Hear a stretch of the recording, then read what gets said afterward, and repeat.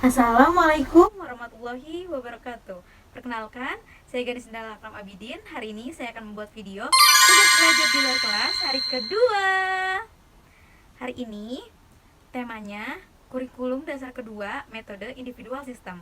Pertanyaan yang pertama, apa pengertian individual system?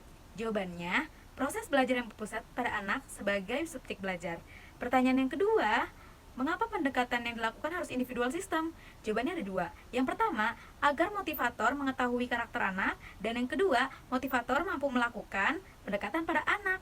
Pertanyaan yang ketiga, apa tujuan yang ingin dicapai dengan melakukan pendekatan secara individual system? Agar proses belajar dilakukan secara bertahap. Pertanyaan yang keempat, di Bimba, murid dan guru memiliki peran masing-masing. Sebutkan apa peran guru dan murid. Peran guru sebagai motivator, yang pertama memberikan bimbingan, yang kedua membangun hubungan yang positif, yang ketiga mengevaluasi kemajuan anak. Peran murid, yang pertama mengikuti proses kegiatan, yang kedua berpartisipasi dalam kegiatan konseling. Soal yang kelima, apa perbedaan antara metode individual dan classical system? Perbedaannya, yang pertama, perbandingan sedikit pada metode individual, yang kedua, materi berbeda-beda, yang ketiga, kurikulum menyesuaikan, yang keempat, anak sebagai objek. Pada metode classical system, yang pertama, perbandingan banyak, yang kedua, materi sama, yang ketiga, kurikulum sudah ditentukan, dan yang keempat, guru sebagai sumber belajar. Pertanyaan yang keenam, bagaimana cara yang dilakukan motivator agar dapat melakukan pendekatan secara individual system?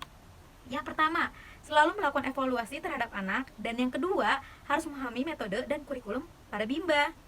Pertanyaan yang ketujuh, apa dampak yang terjadi bila pendekatan dilakukan secara individual system?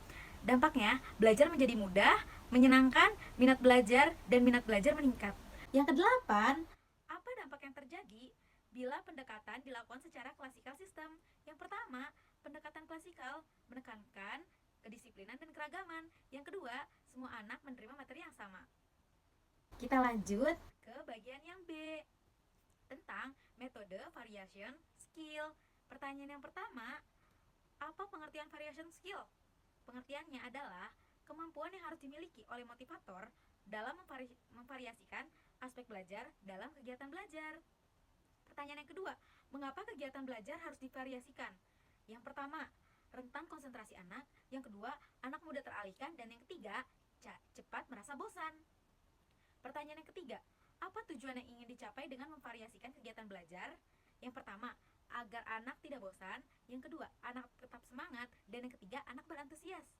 Pertanyaan yang keempat, sebutkan 3 aspek belajar. Jawabannya, kognitif, afektif, dan psikomotorik. Yang kelima, kegiatan apa yang termasuk kegiatan kognitif? Kegiatan membaca dan matematika. Pertanyaan nomor 7, kegiatan apa yang termasuk aspek psikomotorik? Jawabannya, mewarnai, menulis, dan menarik garis. Pertanyaan 8, bagaimana cara motivator memvariasikan kegiatan belajar dengan aspek belajar?